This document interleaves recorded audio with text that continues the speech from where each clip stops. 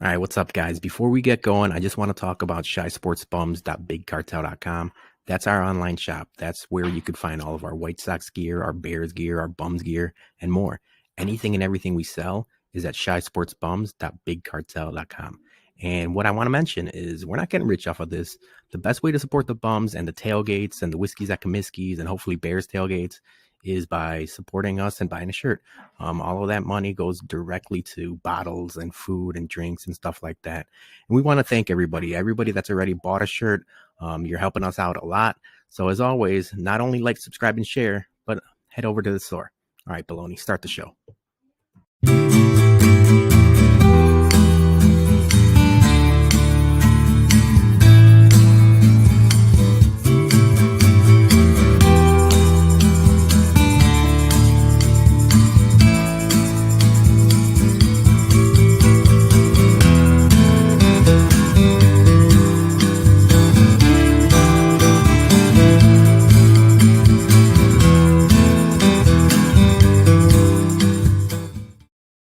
What's up, everyone? This is the BumCast on this Bears Victory Monday. I am your host, HBIC, the head bum in charge, along with Baloney and the Southside Bum, and welcoming our special guests for the evening, Annie and Keith from Jack's Place.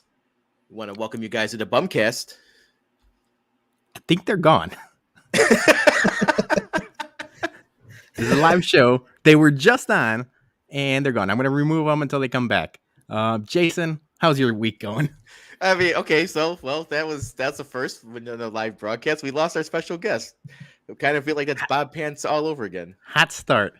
All right. We'll have him on in a second. I'll figure out what's going on. I'll text them and stuff like that. But for now, Jason, let's get this going. So it was a very good weekend. I mean, obviously the Bears won.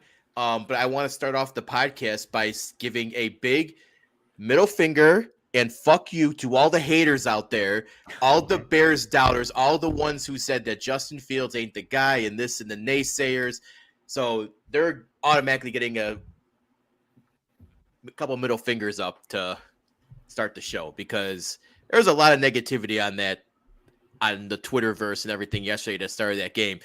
Now, granted, the weather wasn't great. We all saw the flooding in the field and the downpour and everything, and offense didn't look that good to start the game. But what mattered is second half, they came back, they made adjustments, they won it. Hell yeah, Bears Victory Monday, 1-0 baby, Super Bowl, Super Bears, let's go. The vibes are high, man. It's unbelievable. Obviously, we thought on our Bears preview that we thought that this was a winnable game. But it started off shaky. I'm not gonna lie. We thought for a minute there, especially that first half, man, it looked like same old. I know our tweets seemed pretty negative for a little bit, but we saw stuff that we've never seen before in a Bears team. Second half adjustments. So we'll dive deep into all of that in a second. I'm gonna bring back Annie and Keith, and let's get the show on the road. There they are. Hey, all right. We're back. There's our special guest, Annie and Keith from Jack's Place in Chicago Ridge. If you were there for our White Sox watch party, you probably seen them around and you know the bar itself. But Annie and Keith, welcome to the BumCast. We're happy to have you on. Thanks, guys. So good to be here. Thanks, guys. Good to see you again, as always. Appreciate it. Hey, listen, we are live right now at the bar, so we apologize for any indecent language in the background, but we'll do our best.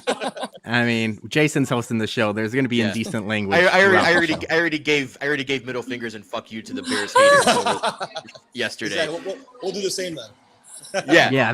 Everyone throw some fingers up to all the. I mean, okay. So obviously, there's two things I want to say. One, about that Bears game, as I mentioned, they made second half adjustments. Also, I have to say that this was actually very disciplined game by the Bears, despite the weather. You could actually see how Eberflus is injecting his hits, mantra, whatever, into the team. And for the first time, especially not under Nagy, like we actually had a pretty clean football game. Mm-hmm.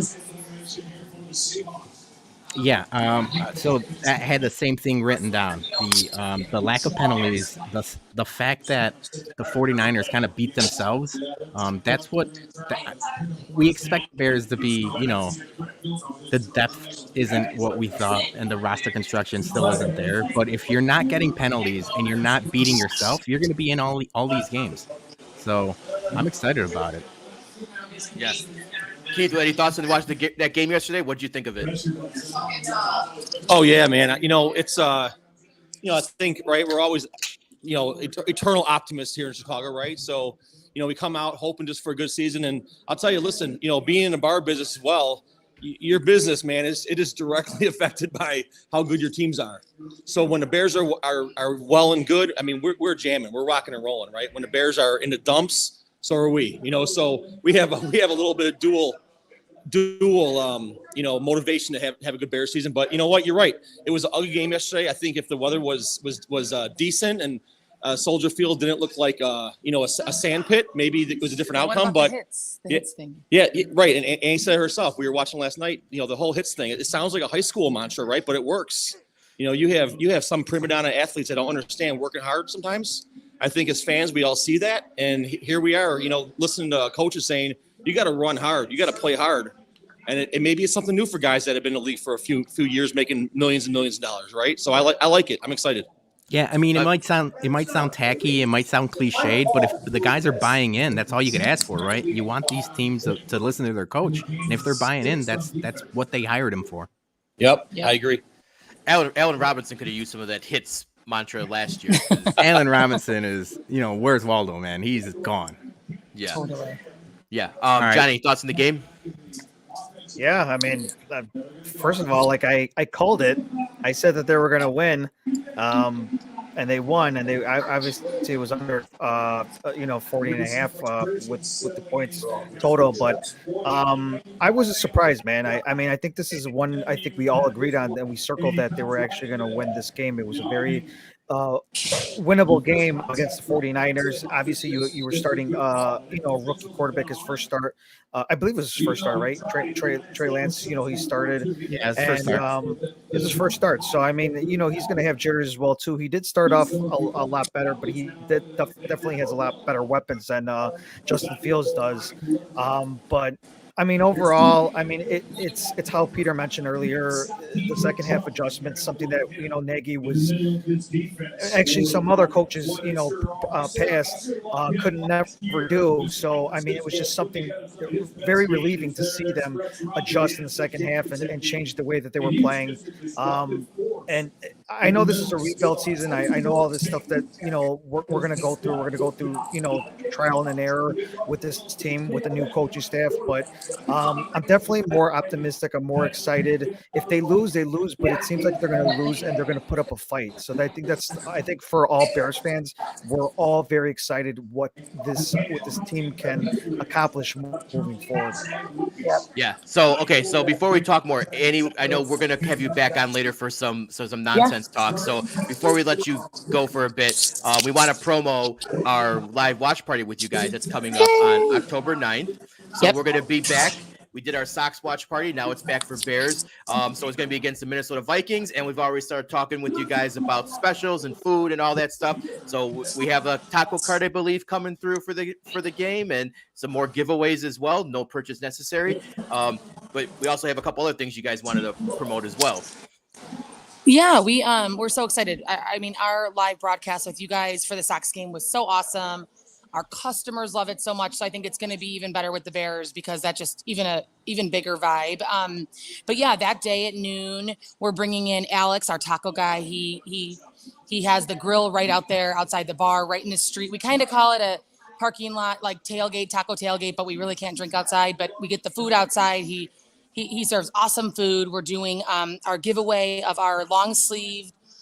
We have them here, but if you can see Bears t-shirts, they're our new. We had this t-shirt originally when we opened our first year. And to be honest, we didn't have a customer base. So everybody that came in got a free one. And literally it's turned into like our OG shirt from 6 years ago. And now all of these years of great customers and staff, they're like, can we get one? Well, we didn't have any extras. I was like, well, gosh, guys, that was year one. So we're bringing this one back by like special request. So everybody that comes in for the game that day is going to get a long sleeved Bears shirt from us.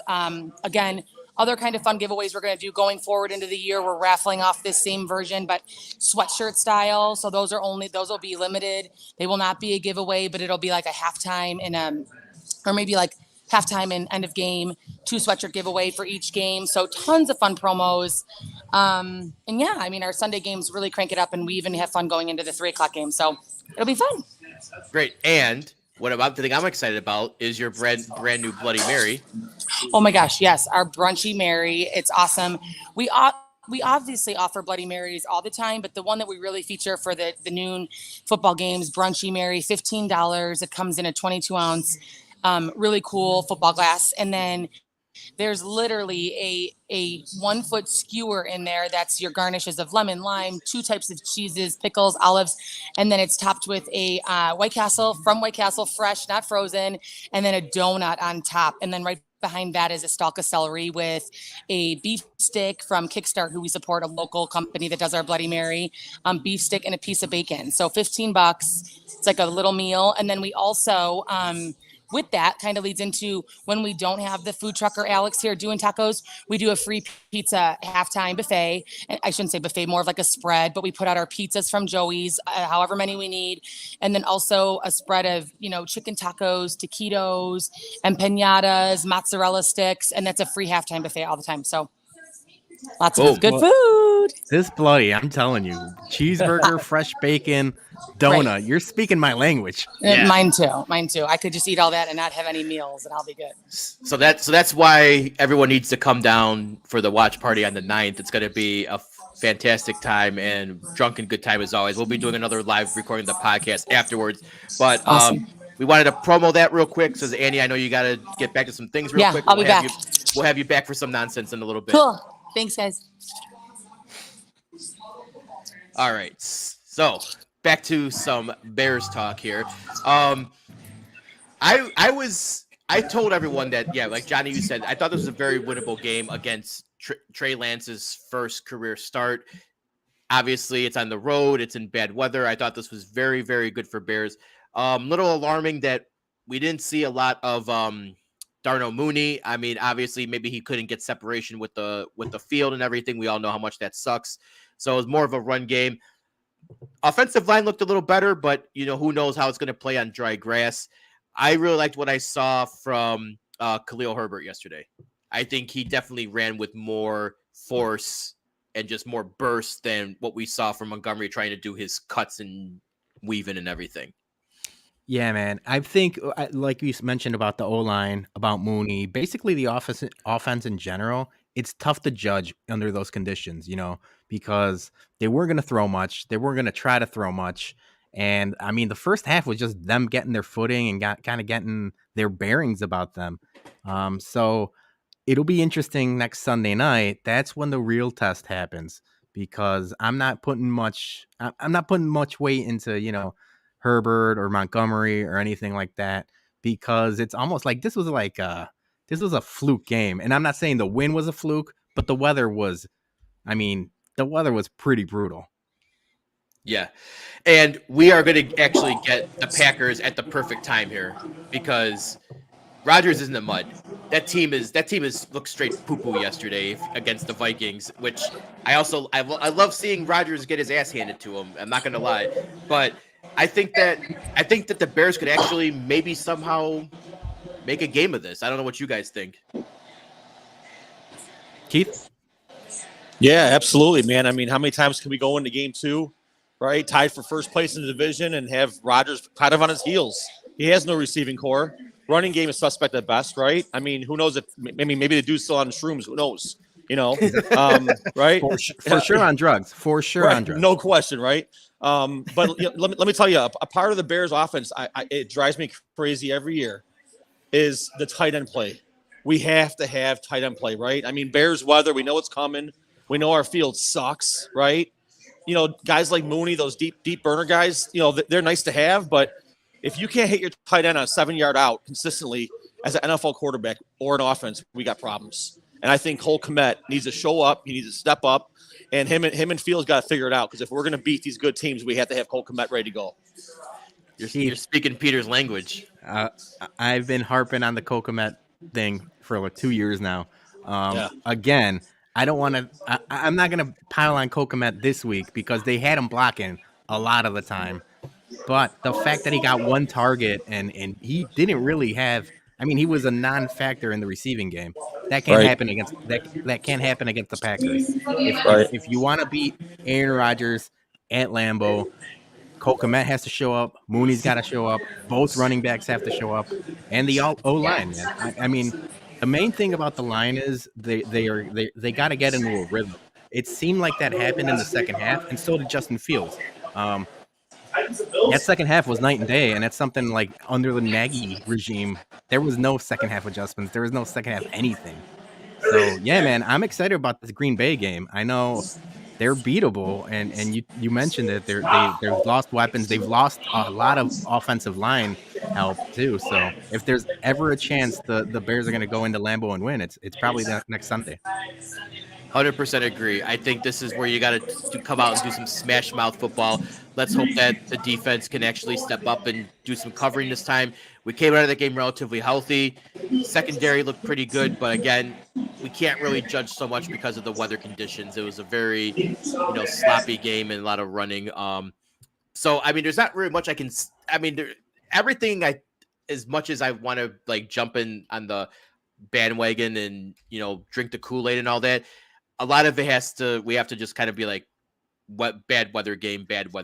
Like we don't know what we're really getting. We take it in with a grain of salt. Exactly. But with next week is going to be the big test to see what kind of team we got. If they can actually go into Green Bay and even if they lose, even if they can make it a competitive game and show that they can hang with Rodgers now and build upon that.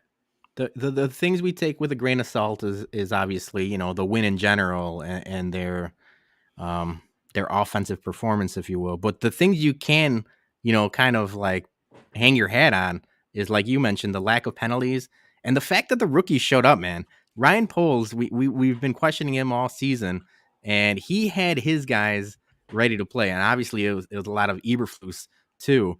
But the fact that these rookies look like they're gonna be productive for the Bears, that's a huge feather in Ryan Poles' cap, because maybe this rebuild isn't going to take as long as we think if these guys are as productive as they were, this first game of the season. Yeah. Plus, with the shit ton of cap space next year, I mean, just let's build on it. Let's build on that. So, any other? Let's talk some other NFL here too, because we had our bum bets yesterday, and I think we did pretty damn good for the first round. I mean, I know last year we were kind of like on a high note, and we pretty much hit like 2 or 3 of each. Peter, do you have the graphic or? It's coming up. Okay. So, I mean, I think if you bet with the bums, I mean, I don't think you can go wrong. I mean, we're going to get you money probably about 75-80% of the time. Man, you sound like a bookie's dream. I know. That's right. I'm not ready to proclaim us as 70% hit. We had a good week. The Thursday slate was really good for us. This Sunday slate, hit or miss. Johnny, I mean, you went all bandwagon, and it worked out for you. Besides the Cole Kmet thing. Yeah, that's weather. Yeah, but I mean, obviously, I'll take the Bears and the under and the money line at 240. You called it. Also, I want to say I don't know what the hell happened with that Bucs Cowboys game yesterday, but that was just straight. I mean, I guess I should expect it from Dallas. Dallas is just overhyped and underperforming all the time. That game, Tom Brady's kind of showing his age now, I guess. But that game kind of sucked. And then Broncos not looking good for you, Peter, but you hit Saints and Dolphins. I thought it was going to be a Russell Wilson revenge game. I was really banking on the Russell Wilson just showing out and shutting Pete Carroll up. It's not happening. Anything from this week stand out to you, Keith? Yeah, I'll tell you, my top play this week was the Dolphins. And just because I'm a contrarian how I bet, and I saw the entire world on the Patriots, and when that happens, typically, especially a team like the Patriots, who have a massive backing, right? I mean, that was a no-brainer to me. So that seemed like an easy cover to me. Obviously, without knowing the weather too early, right? The Bears under seem like a pretty solid bet as well. But those are kind of the two games that stick out in my head. Yeah, the Patriots, man. I feel like obviously this is the Bills division now, and the Dolphins are an up and coming team. You mentioned being in the mud, Jason. The Patriots and Bill Belichick are kind of in the mud right now. I feel like they're finally letting go of that grasp of that division. It's going to be a tough go run for them for a little bit. So I tweeted this out yesterday, and I want to get your guys' feedback on this. Well, I think this is probably one of the worst week ones football wise, like game wise, not matchups, but like just straight up performance on the field.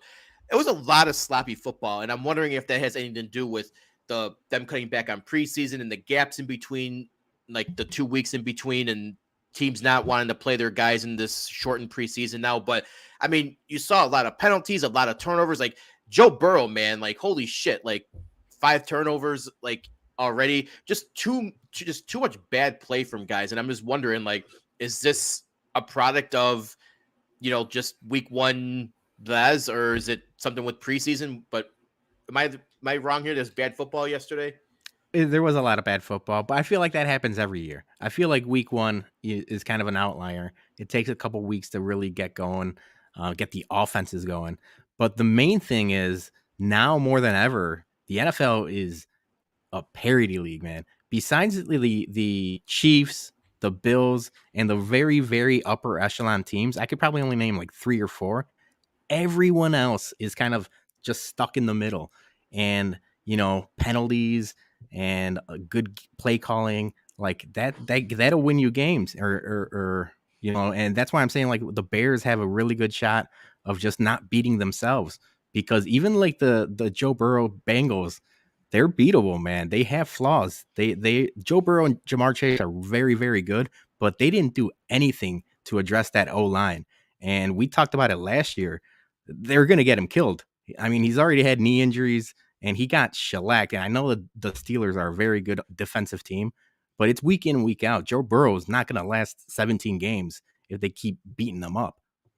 Yeah, but on the flip side, Bills and Chiefs look like they just never missed a step, and so they're going to be in the AFC Championship again. Like those teams just like fucking just went off. A lot of this is overreaction Monday, like one game and we're all going to overreact to everything. But you can't deny that the Bills and Chiefs are just at another level right now. Yeah. No, that was that. I'm jealous. I just really want the Bears to look like that eventually. Yeah, Joey, week 1 seemed like preseason game 4. It's not. Yeah. If you guys mind, I'm curious on your opinion. Are the Packers that bad, or is the Vikings that good? That offense looks legitimate. That's a great question. I really do think they're gonna win the division. The Vikings are. I mean, just the weapons it's a combination around. Of both. I mean, Justin Jefferson is so good. Dalvin Cook is so good. It's like it's hard to be bad when you got weapons that are like all pro. Yeah, I mean, I just think like with Rodgers losing all of his weapons and them having to be like a run first team now, I think you're going to see a decline in Green Bay. I don't think Rodgers can carry that team. And I tweeted out, Devontae Adams looks like he made Rodgers most of those times. Bingo. I mean, you're pretty awesome. But then also he's a drug addict now. So, I mean. That's the main point. He's a drug addict. He's on drugs. He's a hippie. He's got like. Put him in jail. His girlfriend is like the new like Ono. Like how Ono brought down the Beatles. Do you remember the Entourage episode when Vinny Chase was dating that hippie and Val Kilmer was selling them weed? I feel like Aaron Rodgers is in that episode of Entourage. Yeah. So yeah, his girlfriend's just gonna like totally like just give like the bad hippie vibes and bring down the team. And I'm gonna love it. Maybe we should get him like more extra girlfriends like that. Just have like a whole harem of spaced out magic chicks and Joey P says the new coach is a difference in Minnesota. Yeah, you called it, Jason. They're one dimensional now.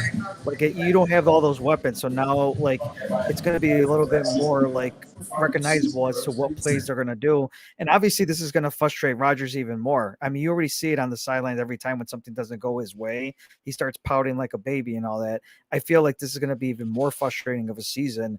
I don't.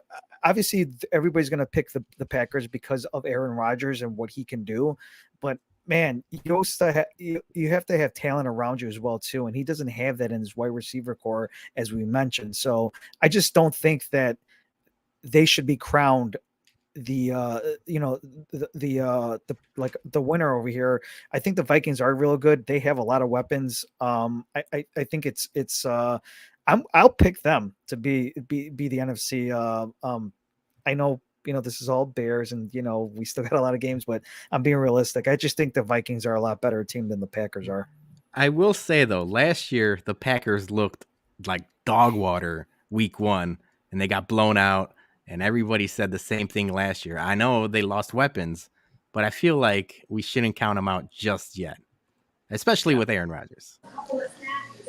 You guys do know that NFC Central is, I'm sorry, NFC North is the AL Central. Same thing. Yeah. And that's, anybody could win. Yeah. And that's actually a good segue into our next topic here. And that's the White Sox, because they had their West Coast trip. They had Seattle. They had Oakland, which historically have been two bugaboo places for the Sox. They never typically play well in Seattle and Oakland, particularly. But they went 5-2 on the road trip. The dongs are back, everyone. It is the era of the dong. Like Miguel Cairo just put his fucking cold sausage on the table and said, "Dong me." And I don't know what other correlation there is besides La Russa was suppressing the home run. I'm going to take that to my grave. That after he got sick, the power came back. The Sox start winning, and I just want to say, and this is what I really want to focus on this segment is, I don't want La Russa anywhere back near this team, even if he's medically cleared. Like, no doctor should clear him right now after getting a pacemaker installed. Like, he needs to stay the fuck away from that team. He came to Oakland yesterday to say hi to everyone, and then Cueto fucking shit the bed yesterday. And the La Russa stink, the curse, it's real. He needs to go away.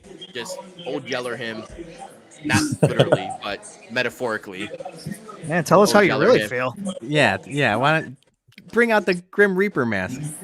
I got my concert shirt. No, we're not saying that. No, we're not saying that. No, Jason, I agree with you. The fact that not only the power, because it is, the power is back immediately once TLR left.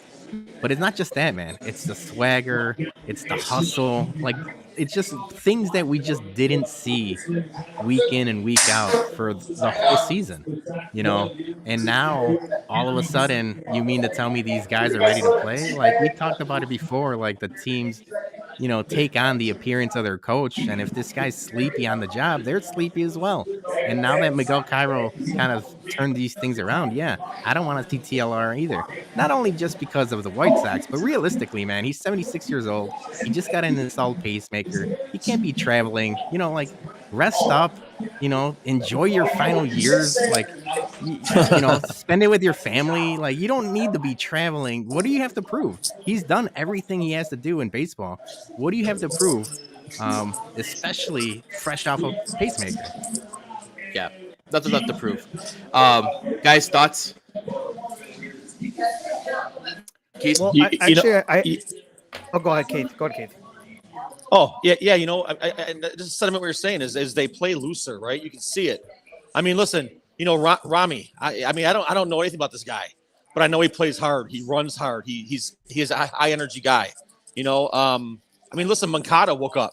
I swear the guy he just got cured from COVID, the longest case of COVID in the history of the planet, right? Well, I mean, whatever it is, but the dude woke up, man. Again, I'm just reiterate what you're saying, but there's a different energy when Tony's not in the dugout. Now again, is the home run chain back? No. It should be, I think, right? Baseball is fun. TA's not even there. TA's your energy guy. He's not even there right now. So again, get Tony out of there, bring TA back. We got the energy back. We're 2.5 games. What are we? 2.5 games or 3 games out right now? I'm not sure. Three. Three games out right now, right? Yeah, 3 games out right now, right? We have a great schedule coming up. The Guardians and Twins. I'm sorry, the Indians and the Twins. I won't call them the Guardians. The Indians and Twins are going to beat the shit out of each other for the next 2 weeks, right? Let's get after it, man. Let's go. We got the Rockies in town. That should We're be good. easy. We're good. Yeah, I will say, it should be easy. Keith, you mentioned TA, and he's seeing a specialist tomorrow, and we're gonna find out what's going on with his wrist. I'm not so sure Elvis Andrew at shortstop isn't a better call than TA. And I know TA is an all-star, but realistically, this year he's been very, very bad. Defensively, there's 32 defensive shortstops better than Tim Anderson this season, and his WRC plus is lower than it's at 75, where league average is 80 since June. So. Yeah. I mean, we were relying on him, and he's still, the straw that stirs the drink. But the way this team is constructed, I'll take Elvis Andrews in his hot bat and his consistent defense, and just like a professional, 15-year professional. He's just a pro's pro. Ever since he's been here, he's shown what you're supposed to be, and I love him, man. So I had it written down. I'm like, we got to talk about Elvis Andrews because he's been everything and more. So. I don't know what you do with TA. If he does come back, do you move Elvis to second, something that he's never played before, or do you just bench Elvis at this point? Well, listen, apparently the White Sox throw anyone in the outfield, right? I mean, we have Sheets and Vaughn out there. I mean, how bad can TA be? I mean, I'll tell you, not to get too deep into it, but, certain things that bother me, and I mean, we got this kid down in AAA, Mark Payton. He's a Chicago guy, Southside kid, right? He's hitting 296. He has 21 or 22 home runs in AAA. But we'd rather teach Gavin Sheets and Vaughn's doing a nice job. You'd rather have Gavin Sheets play in the outfield. Bring a kid that plays some defense. I don't understand where these, it's this White Sox idea that we can't admit our mistakes, right? Sometimes you fuck up. Sometimes you fuck up. Wipe the slate done and be done with it, right? Now throw TA in right field. How much worse can it get? Now we're talking. That's banana land right there. Johnny, what were you going to say? I actually have a question for you guys. The way that this whole thing has been going on with La Russa, and the way that the energy in the locker room has been a lot better over the last couple of games since actually La Russa left. Let's just say for shits and giggles that Tony La Russa is just like, you know what, got the pacemaker. This is not good for my health. Doctors are, telling him like, you probably should step down. Probably best for you. The way that Miguel Cairo has been doing really well with this whole locker room, and everybody's vibing really well, would you want him to be your next coach of the White Sox? He keeps winning. I'm okay with it. Yeah, man. It's tough because it's a small sample size. And, Tony still has his fingerprints and his stench, his old man stench all over this team. But the more Miguel Cairo manages, the more I like him. And his interviews are a breath of fresh air. He's not sleeping when people are asking him questions. And he's actually answering them succinctly and thoughtful, and like he's not a dick to reporters, and all kinds of reasons why I like Miguel Cairo. But yeah, man, it's still a tough question to answer just because it's been a small sample size. I mean, give him the rest of the stretch run and see what happens, and then go from there. But I like what I see so far. I mean, it's been short, but I like it. Yeah, Miguel Cairo's going to get the job, but he's going to go to Tony's office. It's going to be like when Bret Hart bought Mr. Burns' house. He's like, oh, man, I got to get the old man stink out of here.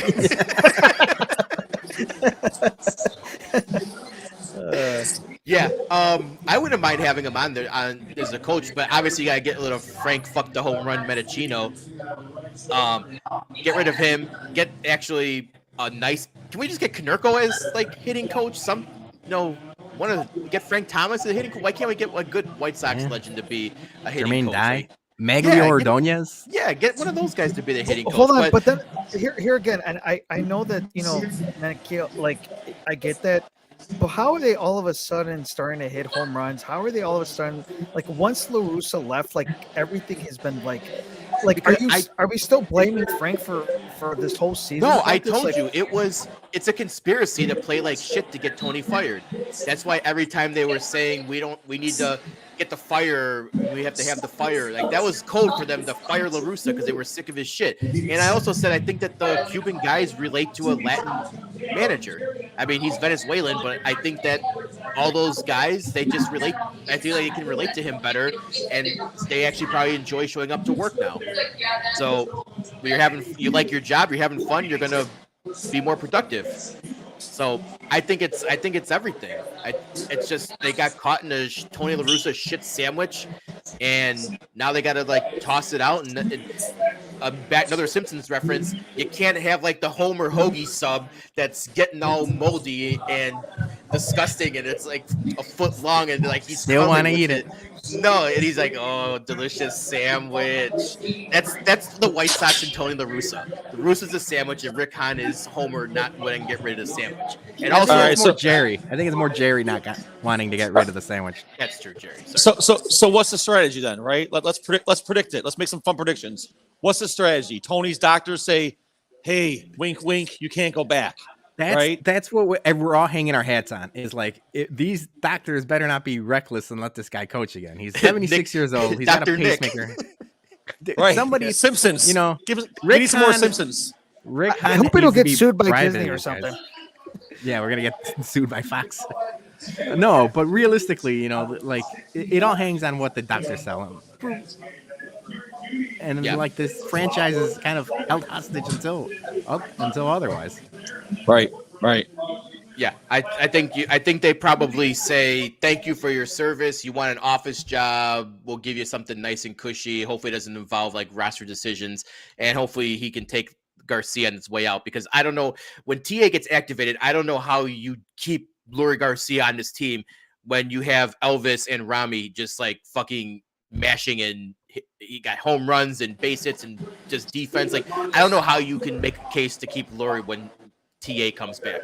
Yeah, and Keith, you mentioned Romy, and so do you, Jason. But yeah, he's playing his way into this lineup, and he's making. Lurie's always been expendable, but when he's making errors and he's costing teams games, and I know Jay Kuda had a stat today, and I should have that tweet ready to go, but statistically, Lurie Garcia is the worst baseball player on the White Sox since something like 1922 or something like that. I should have had that stat ready to go, but it's like, you know, historically bad players.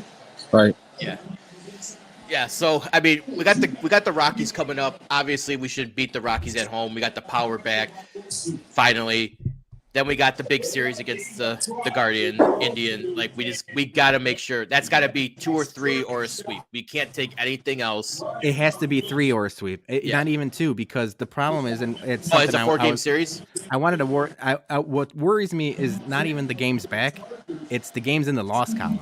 It's the fact that, you know, the Indians have games in hand, and that's what, like, even if we're playing well. And you saw this last like 10 days, they've been playing awesome.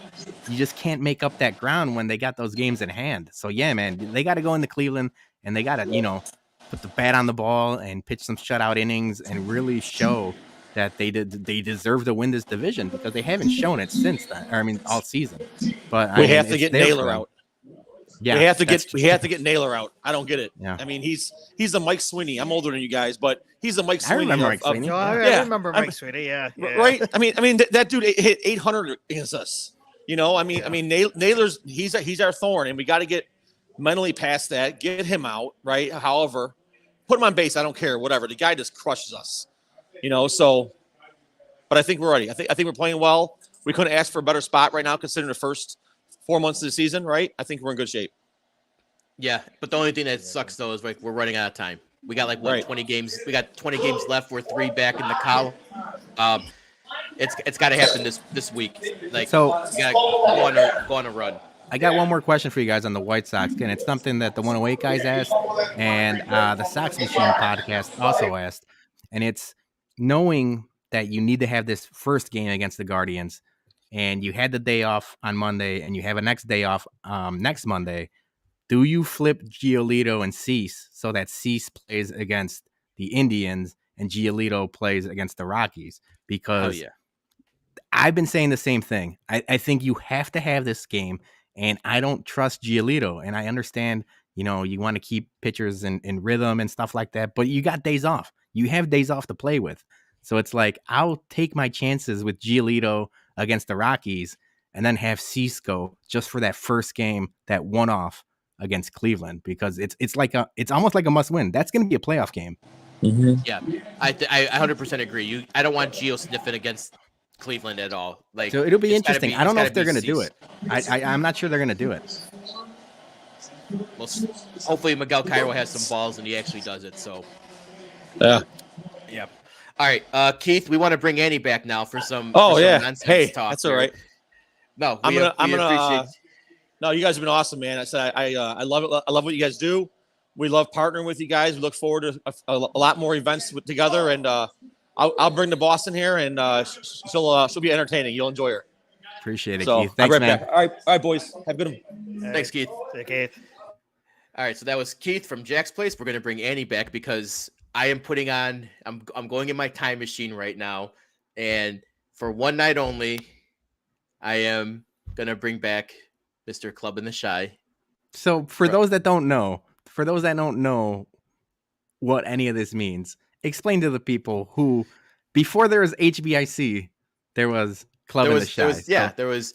Sorry. Hi, Annie. Hi, Welcome. guys. Welcome. Can you hear me? So, we hear you. Yeah. Yep. Okay. So I was just mentioning that for the one night only, I'm bringing back my promoting days. Before we were a Chicago sports pod and blog and all that stuff. I had my promotion company and I had my website and my mobile app, and I did a lot of party booking and guest lists and all that event stuff but that was 2009ish, 2010 to I did about 4 or 5 years, and then everyone started getting married and popping out babies and everything, and no one could go out anymore. So Same. I was like, it's time to stop the promoting and settle down and bought the house and everything. But I did a lot of clubbing back in my day. And Annie, the reason why we wanted to have you on and talk this because when we first met, we found out that you were formerly manager at Crowbar. Yep. Bartender. Yep. Oh, bartender. Sorry. Yep. Yeah, so I mean, obviously, Crowbar was one of our favorite spots, and I figured, we could just take a trip down memory lane here and talk some Chicago night, old school, 2000s Chicago clubs. And I actually power ranked.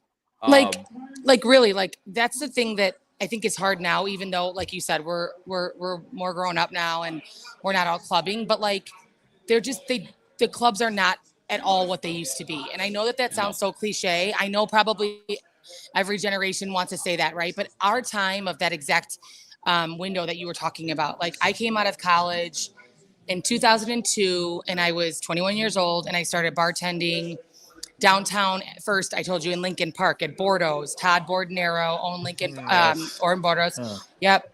Got a ton of my friends' jobs there. We all worked there. And then literally Crowbar was being reopened by Mike Matushka and Joey Vartanian, and they were and Brad Altman, if you remember that name.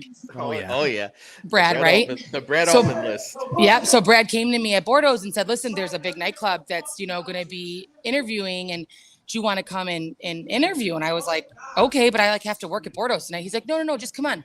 So it was over off of Kingsbury, and literally I show up, and I'm not even joking. There was a line wrapped around the block, down past all the buildings. And I'm like, what is this? And they're like, well, this is the line to interview for the job to bartend. And I was like, okay, listen, I'm sorry, but I'm not waiting in this line. So Brad said, no, let me take you to the front. I know you did it out, went to the front.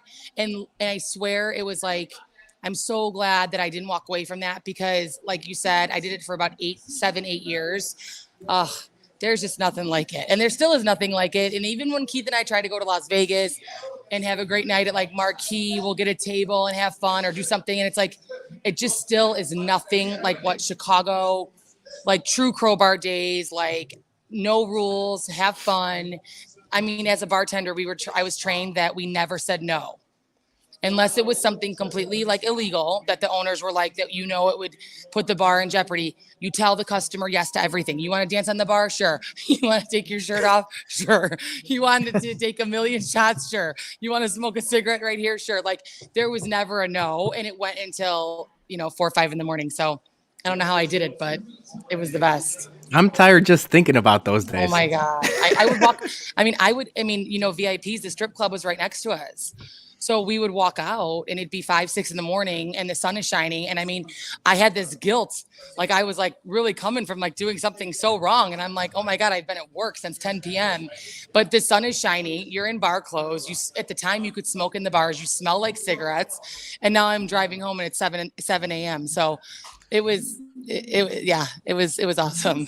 I 100% agree with you. I think that some of those clubs from like the 2000s and the early 2010s, that was some of the best like going out times. And I'm gonna break down my top 10 here. And we can talk more because once I start naming these, we're gonna start having obviously some stories and everything like that. So okay, so and this is going from all periods, from when I was going out as a 21-year-old getting fucked up, all the way, also all the way through my promoting days. Okay. I have no idea what clubs are even there anymore. Now I know what's the spots anymore. But so this is from when I turned 21. Number 10 is Enclave. Oh my God, I can't believe you just said that. I was just thinking that.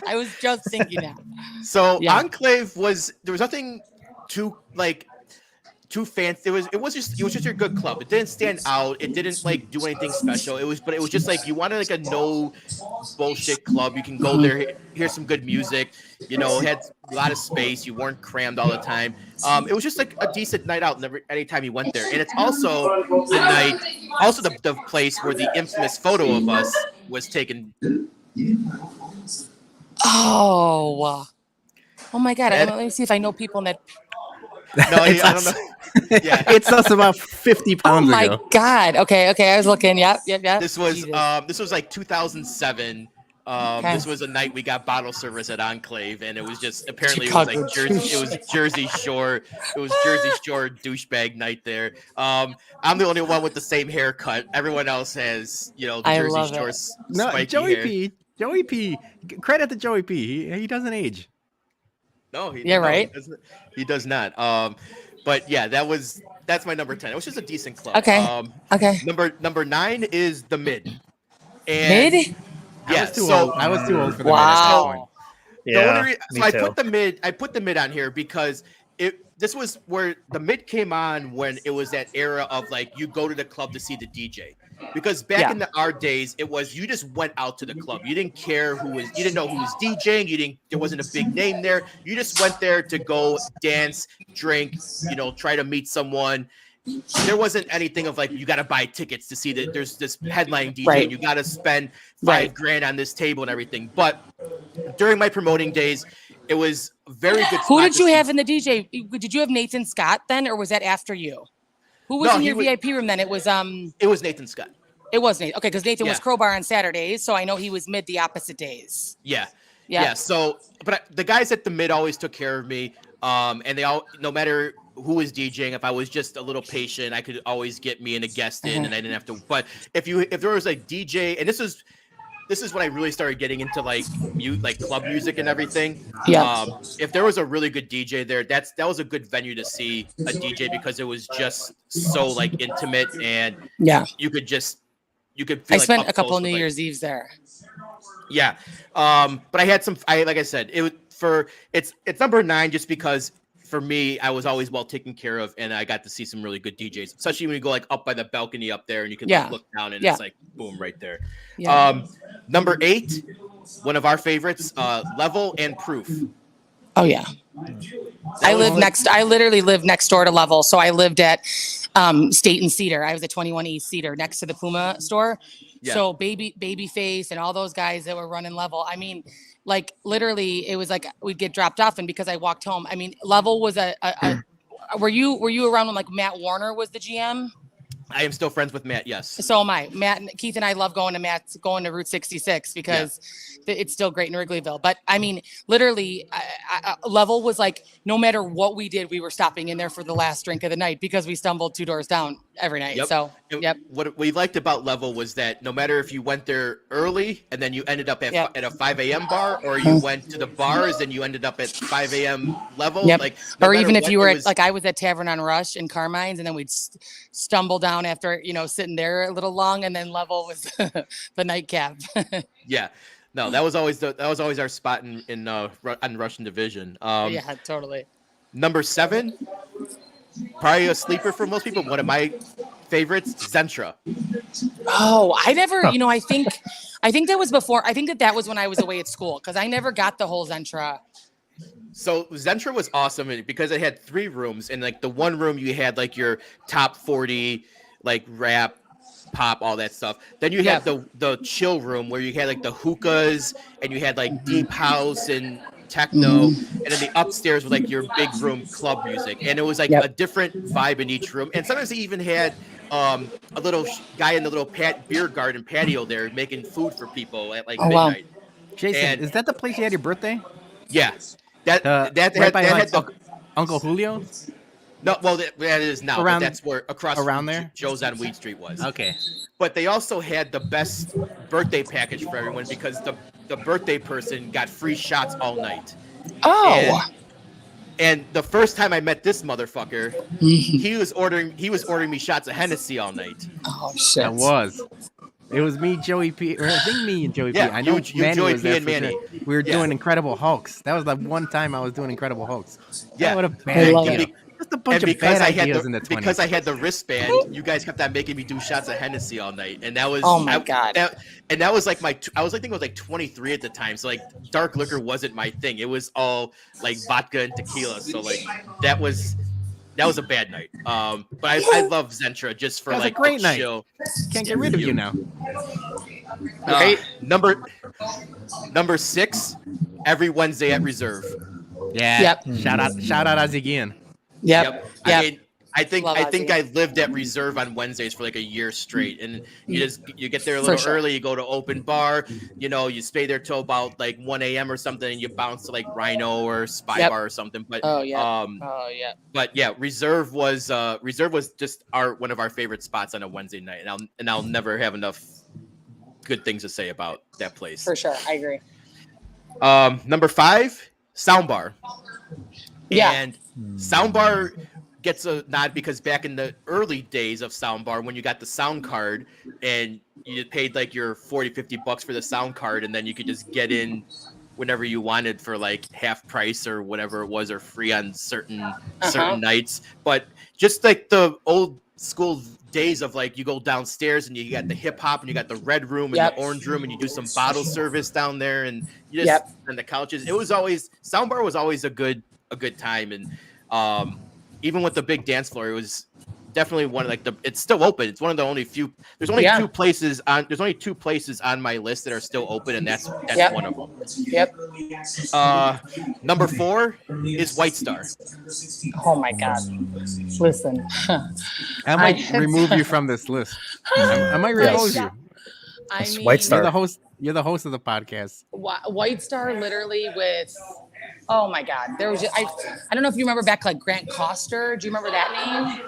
Like Grant. No, this was I was like because like White Star, we always had a good time. It was my first year of 21. Before okay, so really, yes, like before like B96 took it over. Got it. We were there a lot. But I remember like that first, and then like Soundbar opened like right after it a little bit. But we always had a good time at White Star, and then you just like, especially like exiting through the steakhouse and everything, and like totally. go to the restaurant. The first year of my 21s, we were there a lot, and I just had a lot of good memories from White Star, even though Peter never went. That was my first club ever. That was my first club ever, and I went with Mason and Manny and Joey P. Yep, that was my first club. Yeah, so you guys all rave about White Star. Your old asses. It closed down before I turned 21, so I never went. So that's why I'm salty. Not that he's only no, he's just a couple months. Nah, like, you guys are me, fucking old, and it closed down, and I was a baby. Right. Yeah. So that's my number 4. Number 3 is the only second one that's still open today, and that's Spy Bar. I mean, I love Spy Bars for so many things just because I'm a big house and techno guy, and I feel like it's still the one place that my old ass can go to and I could just blend in and just listen to some good music. But even back in the day, like you would leave like Coyote Ugly or something, or one of the other bars on Ontario, and it's like, well, what's open? Okay, let's go to Spy Bar still. And then this was like old school, like when before the entrance was in the alley, like it was like in the front on Franklin. Yep. And you still go down those steps. But for a basement club, it's stood the test of time. It's like what 20 something, been open like 20 something years. It's right. It's just an awesome spot to just listen to some good house music, and it's not like your uptight douchey EDM crowd there. And I still, that was like in my promoting days, that was like my favorite spot to go to. Just to listen to some good techno. Number 2 is your spot, Crowbar. Oh yeah. I mean, again, can't say enough good things about Crowbar. Right. You get on the Brad Altman list. You go in, you walk through the half dome, while the smoke and everything, and then you come out and it's the big room, and it was always a good time. And it was like before, when this was like Crowbar, when like going to club was to go there and not to see a DJ. It was just like, let's fucking go to Crowbar. Yeah. And then it transitioned over though, because I was bartending in the VIP room. That was my permanent spot with Michael Ramian, who's like a local celebrity. I mean, he's like 70 years old. He's like one of the biggest models for Ford. And I mean, literally, he's my dad's age, and we were bartending together. And he's so Chicago famous from so many spots that, I mean, it was crazy. But like, I mean, David Guetta was like starting in the Crowbar VIP room, and I'm handing him over tequila shots, and people don't even, Cascades up there, like nothing. And now I'm sitting over here like, oh, I want to go see them. But it's like back then you didn't even realize what was the gem in front of you of what it was, going to turn into. So nothing compares, nothing. Can I tell a quick story about Crowbar? Yes. It's very silly.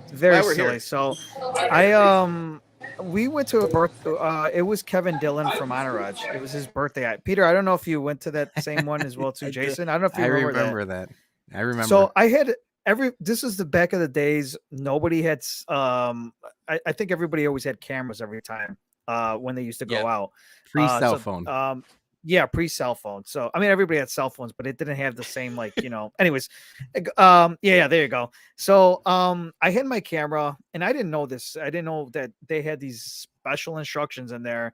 But when Kevin Dillon came out, I started taking pictures. He was down on the floor, we were up on top, and I started taking pictures.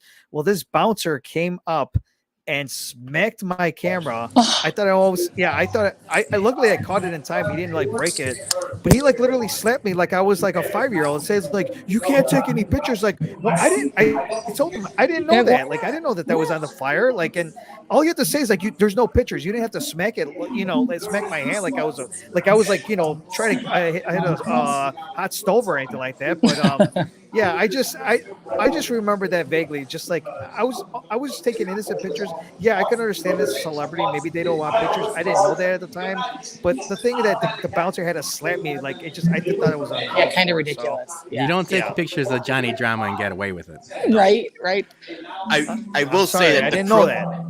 The Crowbar VIP was like the hardest. It was like harder than Fort Knox to get into. Oh my if you gosh. were a dude. I mean, it was even hard as like the bartenders there when they were, making us drive people in and put people on the list to get people in. My phone would be blowing up the whole time. Like, we're downstairs. So then I would luckily we were right by the stairs. So I would just run down the stairs and grab Brad. But I mean, you're right. It was so hard. It was like ridiculous. Like almost like they took it a little too serious now that I look back. But yeah. Well, I took back in the day. I took a girl on a date to Crowbar, and she's like, "Let's go up to the VIP." I'm like, "I'm probably not gonna be able to get in." Like, let's just go. She's like, I'll get us in. So like, she grabs my hand, and like the bouncer lets her in VIP, and as soon as she gets through, he cuts me off. Yeah. And I was like, I'm like, dude, I'm with her. She's my date, and he's like, not anymore. Sorry. Yeah, exactly. Like, not anymore. Like, sorry. And the fucking girl stayed in VIP for like a half hour. Like, my God. I was like, she wasn't gonna go to White Castles with you, Jason. I was this close to leaving her there, which she probably wouldn't have cared anyways. But she's probably getting all the free drinks from all the rich guys with table service there. Oh my God. But yeah, I got cut off. I was with the dating a girl, and I got cut off right. It was like literally like, nope, no penises. Yep. I know they did not care. All right, and my Number number one. Oh, and real quick, about David Guetta. Yeah, I remember I seen David Guetta. Like they had a white party at Crowbar, and it was like when David Guetta was just like a normal, like a no-name DJ. Yeah, so good memories. My number one is Vision, not Excalibur, but Vision, because that place we had a lot of birthdays. It was a huge club, multiple hidden rooms, floors, different I forgot about DJs, and that, to be everything. honest. Yeah. And then, like, even then you had like the big room, you take the little circle stairs to go up each level, and then there was like a hidden room at the very top in the attic that was like, Canopy. yeah, like that was like VIP, not VIP, but like a chill, like deep house, like lounge. And if you like you met someone, you wanted to like talk, and you didn't want to deal with the crowds and everything, you can go up there and like chill and talk and everything. But like Vision was just like an awesome club to go to, just because it was massive. It was a fun house. It was like a fun house, like Willy Wonka for nightclubs. It was like you go into a different room. You get lost in there sometimes. I remember the first time we went in there, it was for somebody's birthday. Like I didn't see people for like 2 hours. Yeah, you just no matter, there's different floors, there's hidden basements, and then there's different VIP lounges and stairways, and no matter what, you could always just have like a good time. Ample bars, lots of good tables if you wanted to sit down and chill, not even having to get like bottle service or anything. But yeah, Vision was my number one club to go to before they rebranded it. Did he miss any glaring omissions? You know, one that stuck out in my mind a little bit that I was at a lot was Y Bar. Y Bar. Y Bar, yeah. Y Bar. Y Bar. Yeah. Y Bar was more for table service though. Yeah. You know, I don't know. Like a lot of my friends were bartenders there, so we would just kind of get up to that front bar. I mean, yeah, it wasn't like it was crazy by any means. I feel like I ended up at Y Bar a lot. I think. No, my gosh. I mean, really, everything you kind of said. You know, random ones that stick out. Remember, like Harry's Velvet Room. Yeah, Velvet. Do you remember going there? Oh, like yes, when they had changed over that concept? Like a Yes. couple of the redo concepts that I remember, or like remember Castle? I had a lot of friends that bartended there, and it was. Is that what it ended up being? Right? It was Excalibur. Excalibur Okay, yeah, turned into Castle, and then Vision turned into Palladium. That's it. Joey P Yep. says Moda was snubbed. I agree. I know. Moda. Moda was good too. Yeah. I couldn't put everything. There was Moda, Transit, 720. Like there was another one that I didn't get to go to before I turned 21, but I remember Julie and a couple people. It was like hard drive or hardline or something like that. Oh yeah, that was at the Hyatt. At the Hyatt. Oh, yes. I don't even know that one. Yeah, people raved about that place. I never went. There was to. another one with Zentra. There was another one around that time with Kenny and Cal and those older guys that owned. It wasn't Zentra. It was something else right around there. That a lot of Biology Bar. I don't know. Some of my friends. Again, I wasn't around for Zentra, but I was. There was one more that. Oh, Circus was another one. Keith just said Circus from the back. Like, wait, but remember when Steve Oakes? Remember Sugar? Oh yeah. Sugar was one that we would go to a lot. I mean, we kind of ended up at different bars, but I mean, now that it kind of crossed over because there was like managers that were running all different ones. You know. Yeah, and a lot of those places just got rebranded into different bars and lounges and stuff. Yeah. But yeah, I definitely Moda Joey was a good one. We always had a few good like Halloween parties. Over there. I mean, obviously Bongo Johnny's. Yeah, I mean. Well, now Moda's Social 25, right? Social 25, yes. or is that Rock Yeah. Bar? Yeah. Yeah, Okay. But I mean, yeah, Bongo Johnny's in the Bongo Room or something with it. No, Yeah, Bamboo Room. Bamboo Room. Yeah, Bamboo Room. Oh, yeah, and Downer like. No, Bongo Johnny's was in Chicago Ridge.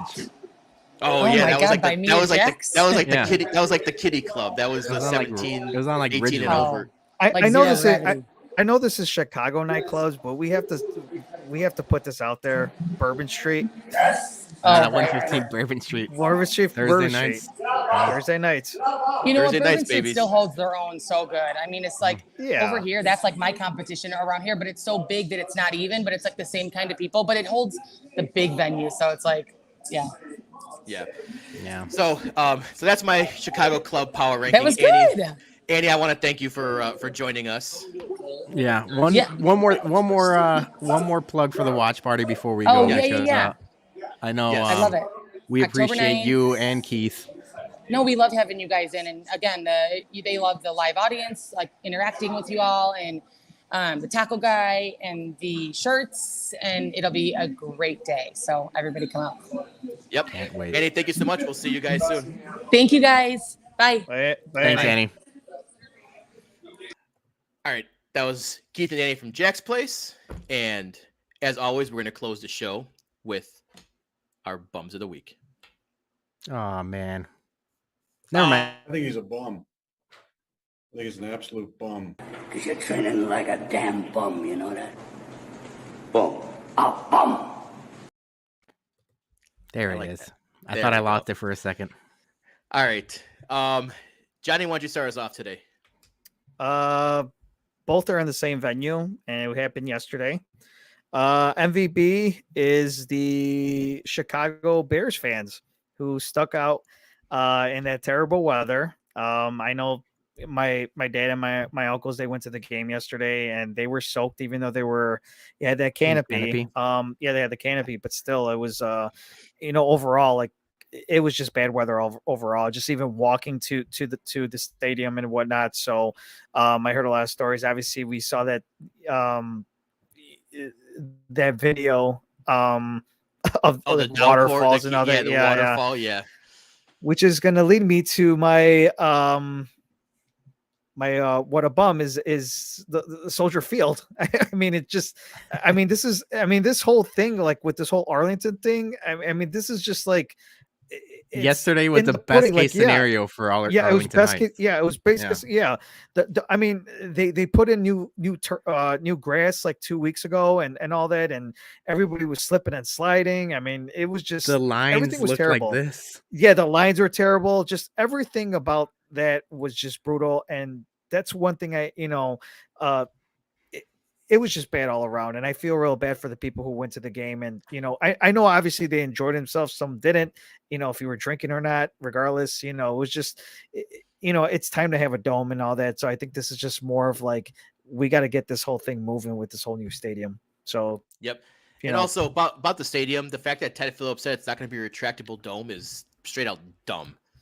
It makes no sense. And you know what I thought of, and kind of they had that like town hall meeting and stuff, and they talked about them asking for financing for the entertainment district of it, and them saying that the Bears were going to kind of try to fund the stadium.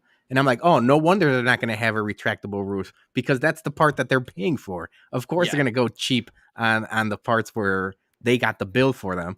And I'm like, this is bullshit, man, because realistically, it should be a retractable roof. Get open air stadium when in the summer, concerts and everything, and then in the winter, close it up. Right. Exactly. Not that hard, people. All right. Peter, who do you got? My bum and MVB kind of correlates to one another because it's Packers week, and we know what that means. We got a week full of talking shit to Packers fans. So my MVB, and this was from a couple weeks ago, but I saved it. It's Shannon Sharp, and Shannon Sharp does not, he's one of these morning pundits, like hot take guys. I don't typically like him, but he made a very succinct point right now, and I'm going to play it. You can make a case he might be a top 5 player if he can get another championship. That's undeniable. But as a person, he's a horrible person. He's a liar. He's arrogant. He's aloof. For lack of a better word, he's a prick. Aaron Rodgers is a prick. He's a prick and a drug addict and a bum. He should be in jail. And he's reckless with his health and other people's health. And his parents hate him and his brother hates him. And I could go on and on. But I think Shannon Sharp said it best. He's a prick. So my bum of the week is Aaron Rodgers. He's last place in the division. He's washed. And I can't wait for the Bears to beat him next week. Yep. All right. I'm going to take us home. And my bum of the week is the Rams. They fucked me on my they suck fucking me on my bets, fucking me on fantasy. Allen Robinson can't get more than 12 yards, fucked up my parlay. Cam Akers, Sean McVay, fucking up my fantasy team. Who I thought Cam Akers was supposed to be the dude, but apparently not. But that whole Rams team was just straight out poop on Thursday, and it ruined my opening kickoff experience there. My MVP is Jordan. the Tampa Bay fan. And Peter's going to play the video. It's coming. And it's coming. And it's coming. And you got the audio muted. God damn it. It's not going to work. Explain the video to them, Jason. So this dude who you see on the screen right here, he caught a home run ball, and he decided that he was going to hold out for negotiations, and then he didn't. The reporter was asking him like, "Well, who'd you get a bat from? Whose ball did you catch?" And he didn't even know, and because it turns out he asked him, like, "Are you a Rays fan?" He's like, "No, I'm a White Sox fan." And then you can see right here in the video, he busts out his shirt, and he shows he's got a White Sox shirt on underneath the Rays jersey. So shout out to Jordan, man, for just being the negotiating White Sox fan, because I feel like that's what we should have all done if we caught someone's first like home run ball. We would all just like hold out for like a Tim Anderson signed batter, like the whole team signed batter, something like that, or give me a suite, behind home plate. Like we would do some hardcore negotiating, and the fact that he just got that and he was like, okay, I'm gonna hold out and for some merch. I'm like, respect to that dude. He was a businessman. Always be closing, right? That's always be closing. And speaking of closing, I'm going to say that's the show for today, folks. Yeah. September 24th, Saturday, White Sox. The next whiskey at Comiskey, right, Jason? That's correct. September 24th, if you're going to the game, the Bums will be there. It'll be our last whiskey at Comiskey for the regular season. Hopefully there'll be a playoff. But if there isn't, that'll be the last one for the year. We're going to try to do like an all-out fest with all of the White Sox Twitter people. We got some names have already said they're stopping by. So if you're going there, make sure you stop by, look for the flag in Lot B, and come drink some bourbon with us on a nice fall afternoon. Yep. And we'll promote it. You'll see it on our socials and everything like that. And like always, like, subscribe, and share, right? Share. That's right. And buy some merch because it goes to a good cause. Bourbon. Booze. Yeah. That's right. All right, everyone. Thank you for listening. We'll be back next week. Go Bears. Bear down. Bears. Go